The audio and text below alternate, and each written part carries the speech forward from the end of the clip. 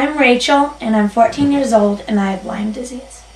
Hi, I'm Rachel, and I'm 20 years old, and I have Lyme disease. Hi, I'm Rachel, and I'm 31 years old, and I have Lyme disease. The purpose of this film is to see what it's like being a teenager and having Lyme disease.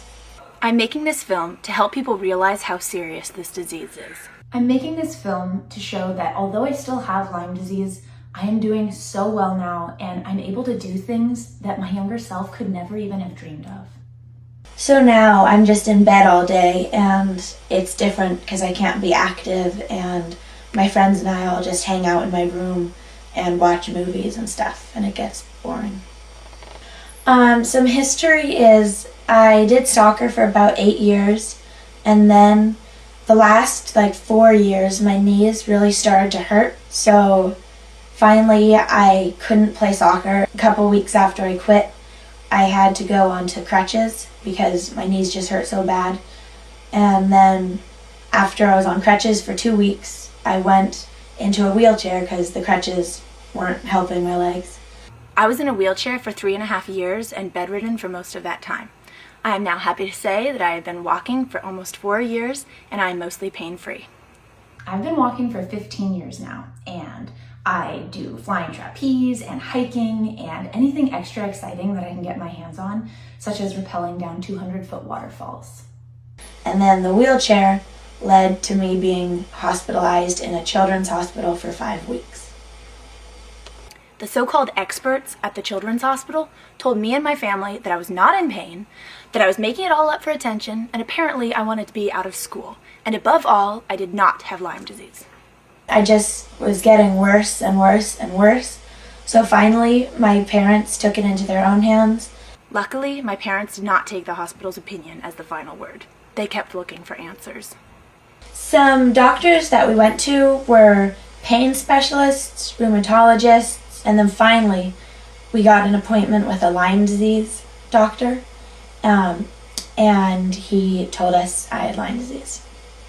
Going to a Lyme literate doctor was the first step in getting well.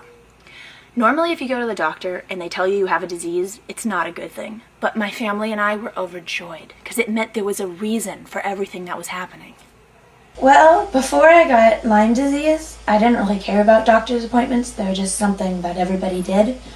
But after I got Lyme disease, I was always very upset when I'd go to doctor's appointments because we'd go in there, and even after we knew I had Lyme disease, the doctors would always say that I didn't have Lyme disease and that Lyme disease didn't exist where I live. Many doctors say that Lyme disease did not exist in California, but actually, the ticks that carry Lyme have been found in 56 of our 58 counties. Don't ever let anyone tell you that Lyme doesn't exist where you live. Lyme disease has been found in every state in the U.S. But whenever I tell doctors or nurses that I'm in 10 pain, they always laugh and just say, okay, well, I'll put you down for a 9. And I'll say, no, but my pain's a 10. And then we'll get in this little thing. And they never believe me when I say my pain's a 10. I despise the pain scale. When they make you rate your pain from 1 to 10, they never believed it was a 10, so why ask? I have not gone to school for 2.5 months, and I'm not being homeschooled or anything because it's just too hard for me to cope with doing school right now. I was out of school completely for 8th grade, and for 9th grade I just took 1 class, and for the next 3 years I did independent study where I earned my high school diploma. After graduating from high school, I went to community college for 2 years so that I could stay home and continue working on my health, and then I transferred to a 4-year college out of state. I am stuck in my bed all day, and the only times I get out of the bed besides going to the bathroom are to go to doctor's appointments, and when I do, I go in my wheelchair because I can't stand at all.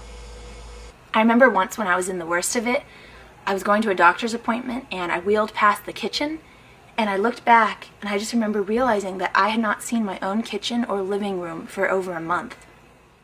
At least consider the idea of having me or someone else with Lyme disease, because you go in and you'd say, okay, can we do a Lyme disease test? And they go, oh, you don't have Lyme disease.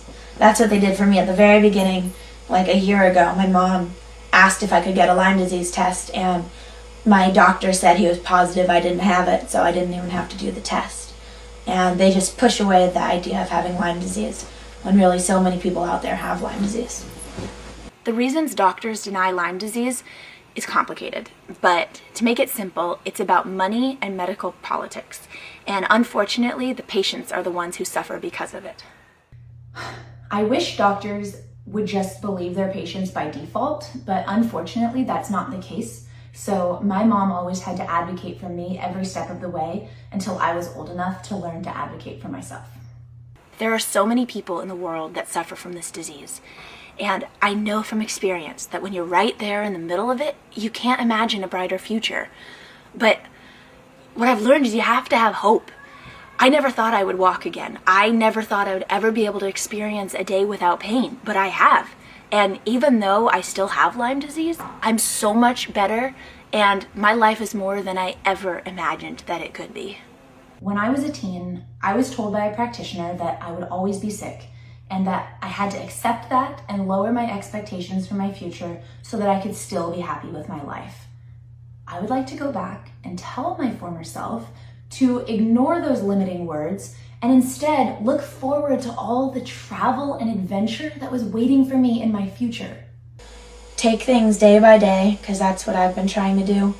And they're not the only people out there with Lyme disease. Lots of people have it, so they're not alone. And I tell them to just keep trying.